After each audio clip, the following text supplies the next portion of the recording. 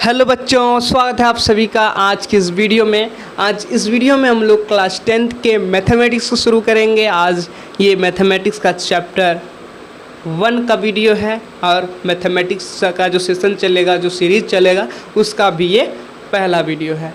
तो आज से और अभी से ध्यान से पढ़ना। वीडियो जैसे जैसे मैं डालूँगा लगातार उसको देखते जाना और प्रैक्टिस करते जाना, क्योंकि मैथमेटिक्स आज तक किसी का नहीं हुआ है। मैं आपको पहले ही बता देता हूँ, ना मुझको मैथमेटिक्स आता है ना किसी को आता है। मैथमेटिक्स उसी को आता है जो प्रैक्टिस करता है, जो कॉन्सेप्ट को सीख करके उसका अप्लाई करने जानता है, और जो प्रैक्टिस करेगा उसी का होगा। वरना मास्टर भी अगर छोड़ देगा उसको तो वो मैथमेटिक्स उसका भी नहीं होगा। तो ध्यान से इस बात को अपने ज़हन में डाल लो कि मैथमेटिक्स आज तक किसी का नहीं हुआ है। किसका होगा? जो प्रैक्टिस करेगा, जो इसको समय देगा, मैथमेटिक्स उसी का है। ठीक, यहाँ तक समझ में आ गया?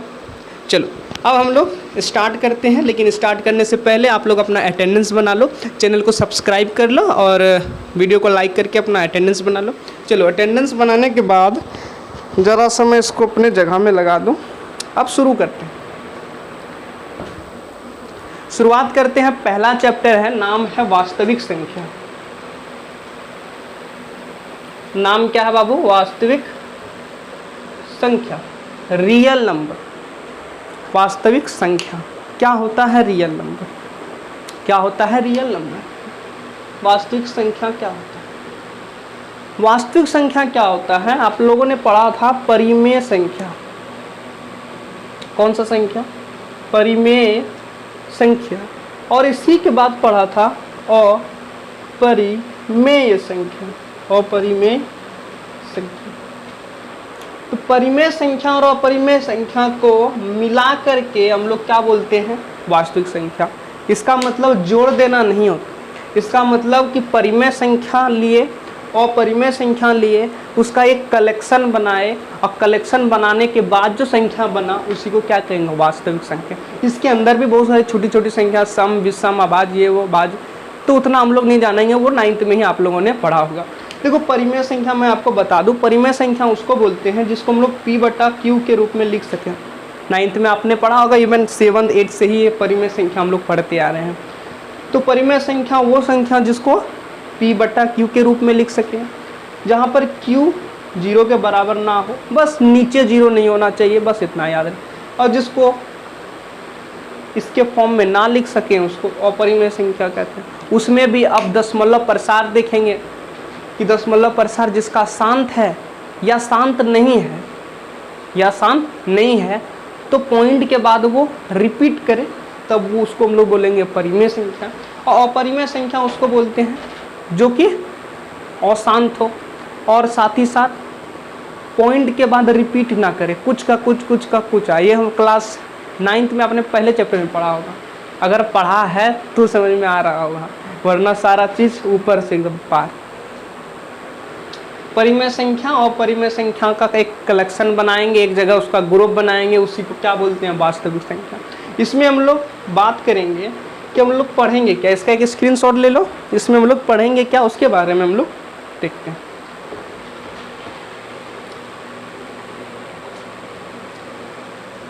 चलो, हाँ, तो अब चलो देखते हैं एक्सरसाइज जो 1.1 है, एक्सरसाइज 1.1 में है, उसमें हम लोग क्या करेंगे। तो उसका जो कॉन्सेप्ट है पहले वो सीख लो कि क्या क्या चीज़ें हमको जाननी होगी, तब जा करके एक्सरसाइज 1.1 बनेगा।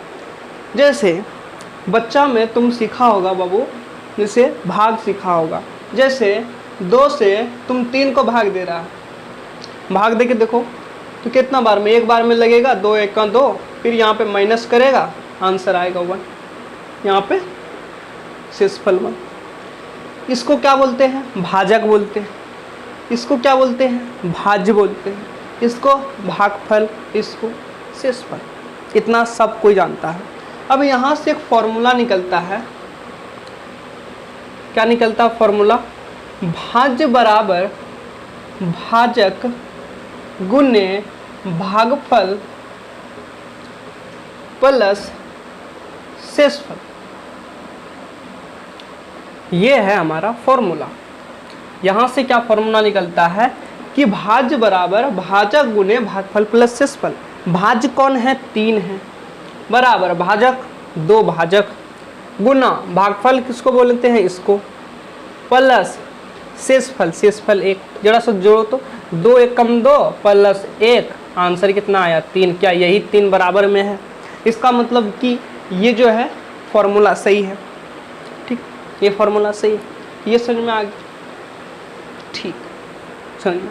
अगर हम भाज्य को a मान लें, अगर हम भाज्य को a मान लें, भाजक को b मान लें और भागफल को q मान लें और इसको r मान लें, तो हमारे पास फॉर्मूला क्या निकल के आएगा? a is equal to B q plus are.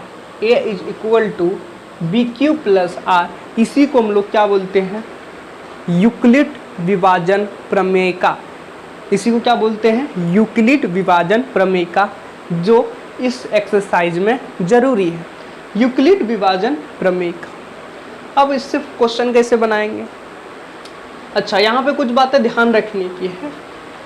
यहाँ पे क्या बात रखना है ध्यान में? देखो, शेषफल r, इसी को बोलते हैं। ये क्या है? b है, भाजक। r जो है वो हमेशा b से छोटा होगा। r जो है वो हमेशा b से क्या होगा? छोटा होगा। क्यों भाई? शेषफल क्यों भाजक से छोटा होगा?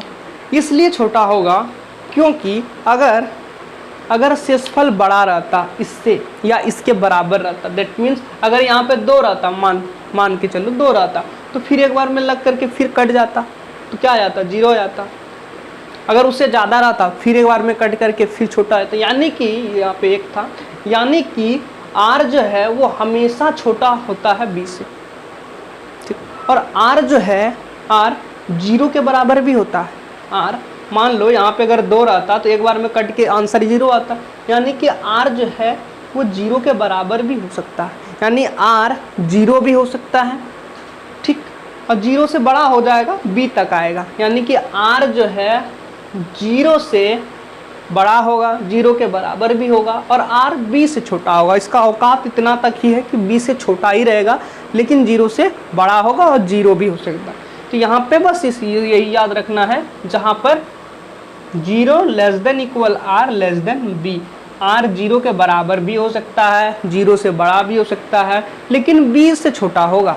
बस इतना याद रखना। इसी को विभाजन प्रमेय का या यूक्लिड डिवीजन लेमा भी बोलते हैं इसी को। इसका एक स्क्रीनशॉट लो, फटाफट से स्क्रीनशॉट लो, हटाएंगे इसको, मिटा देते हैं। हो गया? चलो,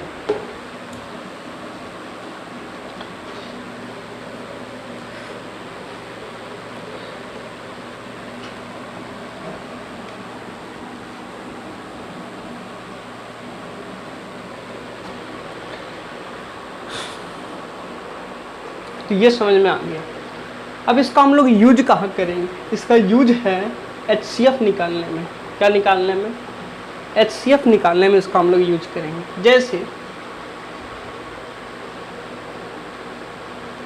जैसे मान लो 6 और 20 का क्या निकालना है? 6 और 20 का HCF निकाल। तो करेंगे क्या? पहले तुलना करो, बड़ा कौन है छोटा? बड़ा है 20 क्या है? बड़ा है किससे? 6 से। तो जो बड़ा होता है उसको अंदर रखो, जो छोटा है उससे भाग लगाओ। तो 6 कम 6, 6 दूनी 12, 6 तिया 18, माइनस करेंगे 2 आएगा। फिर यहाँ पे क्या करेंगे? 2 होगा। अब देखो ये 6 जो है इसको काट नहीं सका, अब क्या करेगा? ये 2 उस 6 को काटेगा, 2 तिया 6, आंसर। ये क्या है? शेषफल। और याद रहे, जब शेषफल 0 हो तब हम लोग रुक जाएंगे। शेषफल 0 हो गया, रुक गए। अब HCF का आंसर क्या होगा? तो जो जहाँ पे 0 आया है शेषफल, उसके ऊपर में भाजक जो है, शेषफल जब 0 आए तो उसके ऊपर वाला जो भाजक है वही क्या हो जाएगा? HCF। यानी कि इसका HCF क्या होगा? HCF होगा बाबू 2। ठीक, लेकिन इसको इसके फॉर्म में कैसे लिखें? इसके फॉर्म में a is equal to B q plus r के रूप में कैसे लिखें? हम लोगों ने तो ये पढ़ा है। देखो, पहला स्टेप यानी कि जब हम भाग लगाए, पहला स्टेप इस वाले पार्ट को देखो, यहाँ पे क्या किए, 20 को 6 से भाग दिए 3 बार में, आंसर आया 2। 20 को 6 से भाग दिए 3 बार में, आंसर आया 2। ए 20 है, बी 6 है, क्यू 3 है, आर 2 है।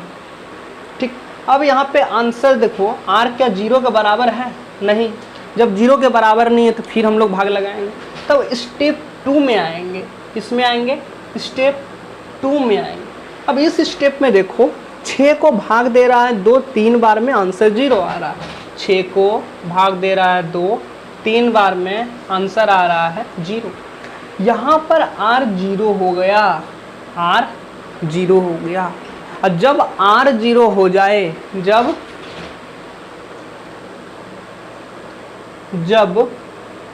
R 0 हो तो B ही HCF होगा, B ही HCF होगा। इस बात को आप ध्यान में रखना।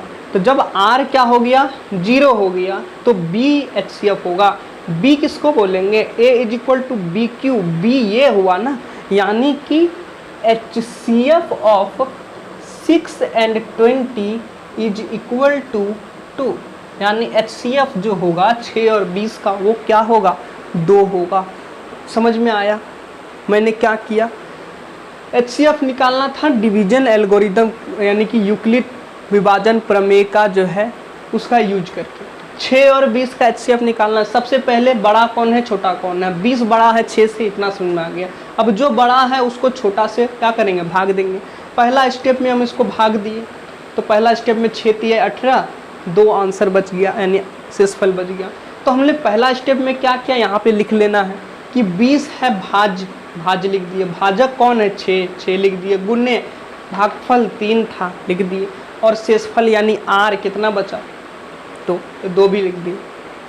समझ में आ गया? अब हम लोग को याद रखना है कि जब तक R 0 नहीं हो तब तक हम लोग क्या करेंगे, भाग लगाते रहें। क्यों? क्योंकि HCF तभी होगा जब R 0 होगा, और जब R 0 हो जाएगा तो B क्या हो जाएगा, HCF। तो हम लोग दूसरा स्टेप में क्या किए, 6 को भाग देने लगे 2 से।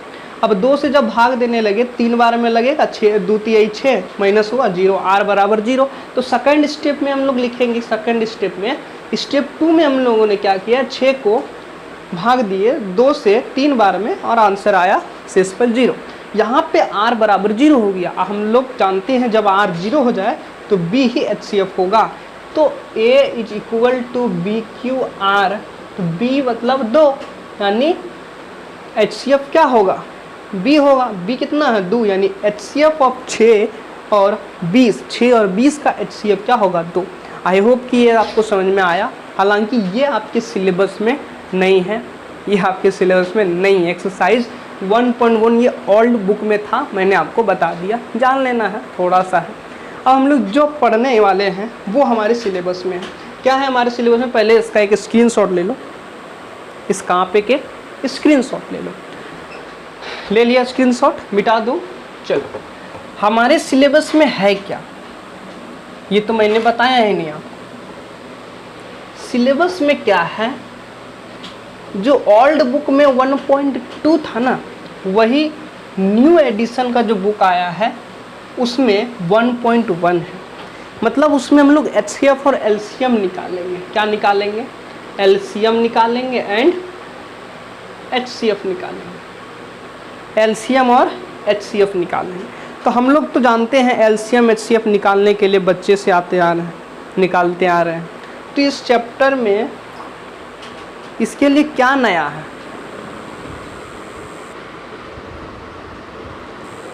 यानी हम लोग को 10th में पढ़ाया जा रहा है फिर से LCM HCF, तो क्या नया है? कुछ नया होगा तो ही ना पढ़ाया जा रहा है, तो बिल्कुल यहाँ पे नया है। क्या नया है? देखो, हम लोग क्या करेंगे, LCM HCF जो निकालेंगे 2 तरह से निकालेंगे। पहला अभाज्य गुणनखंड विधि से, अभाज्य गुणनखंड विधि से, दूसरा फॉर्मूला से,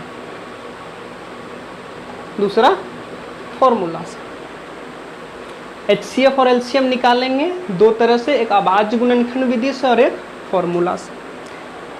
चलो देखते हैं। अभाज्य गुणनखंड विधि से तो निकाल लेंगे, पहले निकालते हैं, एक सवाल करेंगे तो समझ में आएगा। जैसे वही वाला है 6 और 20 है, इसका आपको क्या निकालना है, LCM भी निकालना है और HCF भी निकालना है, LCM एंड HCF। क्या करेंगे, दो तरह से निकालना है, एक अभाज्य गुणनखंड और एक फॉर्मूला से। तो हम लोग पहला मेथड से निकालते हैं, अभाज्य गुणनखंड से। तो 6 और 20 है। अब अभाज्य गुणनखंड क्या होता है, 6 को भाग दो, 2 से भाग देते हैं, 2 तिहाई 6, भाग लगेगा क्या, 3 बार में 1 बार, तो ये सारा चीज़ को गुना कर दो आपस में, तो 2 तिहाई 1, 2 गुने 3 गुने 1। वैसे 1 लिखो या ना लिखो कोई फर्क पड़ने वाला नहीं है। अब 20 को भी ऐसे लिख सकते हैं, 2 गुने 5 लिख सकते हैं, 2 दूनी 4 गुने 5। इसको ऐसे करो, 2 से भाग लगाओ 10 बार में, 2 से भाग लगाओ 5 बार में, यही तो मैंने लिखा है शॉर्ट। ये हो गया। तो पहला अभाज्य गुणनखंड विधि में हम लोग क्या करेंगे, इसका अभाज्य गुणनखंड लिखेंगे। अब देखेंगे कॉमन, क्या देखेंगे, कॉमन का मतलब जो दोनों में, देखो तो दोनों में क्या क्या नजर आ रहा है, यहाँ 2 नजर आ रहा है, यहाँ 2 नजर, यानी 2 कॉमन है। कॉमन कितना है, 2, ठीक, कॉमन हमारा 2 है, ठीक। तो यहाँ पे बात याद रखने की है, मैं बोल दे रहा हूँ कि जो कॉमन होता है वही क्या होता है, HCF। जो कॉमन आएगा वही क्या होगा, HCF। कॉमन कितना आ रहा है, 2, कॉमन का मतलब जो दोनों में हो, दोनों में क्या है, 2, इसका मतलब कि HCF कितना होगा, HCF होगा 2। HCF खत्म, HCF कितना होगा, 2। अब बात आती है LCM की, LCM कितना होगा, LCM। देखो LCM में हम लोग को गुना करना होगा। गुना कैसे करेंगे, जो दोनों में है यानी जो कॉमन है उसको एक बार लिखेंगे। मतलब क्या हुआ, देखो यहाँ 2 को 2 है, यहाँ पे 2 को 2 लिखते हैं, लेकिन हम लोग यहाँ पे 1 2 लिखेंगे। क्यों लिखेंगे, क्योंकि ये दोनों में है, कॉमन है, तो कॉमन जो होगा उसको एक बार लिखेंगे। तो ये कॉमन है, एक बार लिखें। फिर यहाँ पे कोई कॉमन नहीं है तो लिख दो, यहाँ पे 2 है, यहाँ पे 3 है, यहाँ पे 5 है। गुना करो, 2 दूनी 4, 3 12, 25 60। तो LCM कितना आया, 60 आया। समझ में आ गया। मैं फिर से बता रहा हूँ, अभाज्य गुणनखंड विधि से जब हम लोग LCM और HCF निकालेंगे, सबसे पहले उसका अभाज्य गुणनखंड करेंगे। अभाज्य गुणनखंड करने के बाद ये लिख दिए। इतना लिखने के बाद जो कॉमन आएगा उसको HCF बोलेंगे। तो कॉमन कितना आया, 2 आया। HCF 6 और 20 का HCF कितना होगा, 2। हम लोग नेक्स्ट पार्ट में इसको देख चुके थे, ठीक। अब LCM क्या होगा, जो कॉमन होगा उसको एक बार, और जो है बचा हुआ उसको मिला करके गुना कर देंगे, जो आंसर आएगा वही LCM हो जाएगा। बस मैंने इतना ही किया है, बस मैंने इतना ही किया। तो ये तो हो गया अभाज्य गुणनखंड से। अब फॉर्मूला से कैसे निकालें, फॉर्मूला से कैसे निकालें, इसका एक स्क्रीनशॉट लो, फिर मैं फॉर्मूला से तुम्हें बताता हूँ।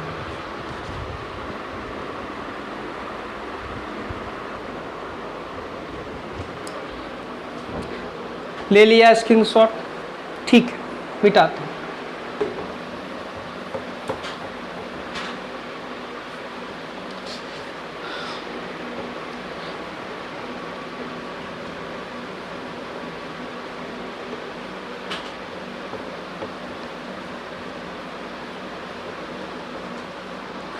चलो फॉर्मूला, फॉर्मूला से बनाने के लिए हमको फॉर्मूला पता होना चाहिए।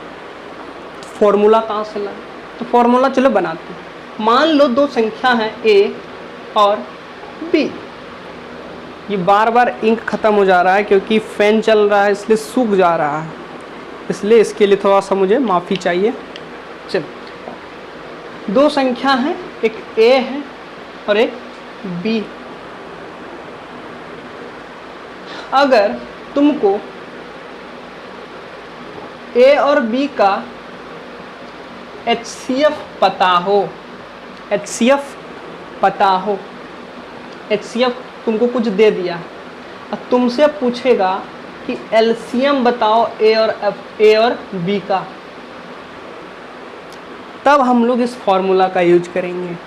2 संख्या तुमको दिया रहेगा, उस दोनों संख्या में दोनों का या तो HCF दिया रहेगा या फिर LCM, दोनों में से कोई एक दे दिया रहेगा और कोई दूसरा निकालने बोलेगा। जैसे HCF दे दिया रहेगा, बोलेगा LCM निकालो, LCM दे दिया रहेगा, बोलेगा HCF निकालो, या फिर HCF LCM दोनों दिया रहेगा और इन दोनों में से कोई एक संख्या गायब रहेगा, हमको उस संख्या को निकालना होगा।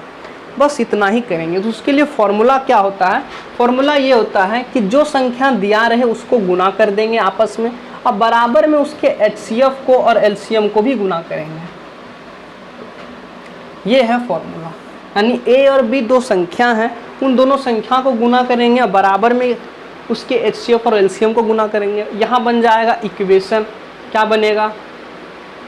इक्वेशन बराबर आ गया इक्वेशन। अब इक्वेशन सॉल्व करने आता है, किसी इस चारों में से कोई एक गायब रहेगा, बस इधर से उधर से इधर गुना भाग करके हम लोग क्या करेंगे? आंसर लाएंगे। तो ये है फॉर्मूला। अब क्वेश्चन करेंगे जब तक नहीं तब तक समझ में नहीं आने वाला है। वही क्वेश्चन लेते हैं, 6 और 20 है, उसका HCF हम लोगों ने निकाला था 2 होता है। LCM निकालो, LCM निकालो। LCM में पहले बता दो निकाले थे हम लोग 60 आया था, कोना में लिख के रखते हैं। अब देखो इस फॉर्मूले के हिसाब से निकालते हैं। मान लो ये A है ये B है, दोनों को गुना करेंगे 6 गुने 20, बराबर में उसके LCF और HCF को गुना करेंगे। तो HCF को गुना किए गुने LCM को गुना किए। अब HCF हमारे पास 2 दिया हुआ है तो HCF की जगह हम 2 रख देंगे। LCM निकालना है तो ये निकालना है, तो बाकी बात को उस साइड ले चलो, तो बाकी बात उधर चला जाएगा। तो 6 गुने 20 है, ठीक, और यहाँ का 2 गुना में है, उधर जाएगा तो भाग में, और इधर बचेगा LCM। 2 से 6 को काटेंगे 3 बार में, 20 तिहाई 60, यानी कि LCM कितना आया? 60 आया। देखो LCM हम लोग पहले भी निकाले थे, 60 ही आया।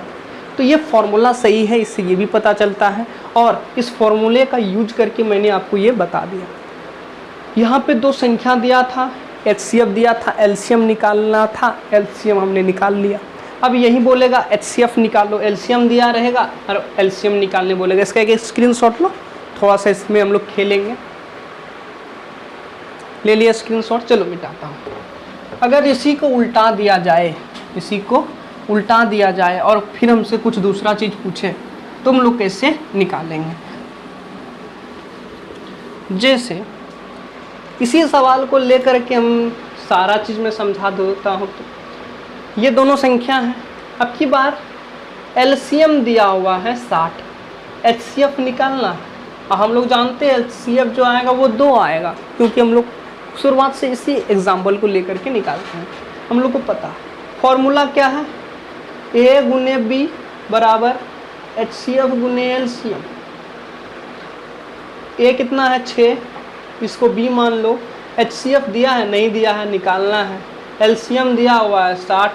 अब क्या करेंगे? ये निकालना है तो ये बाकी बात चीज़ है उधर ले चलते हैं।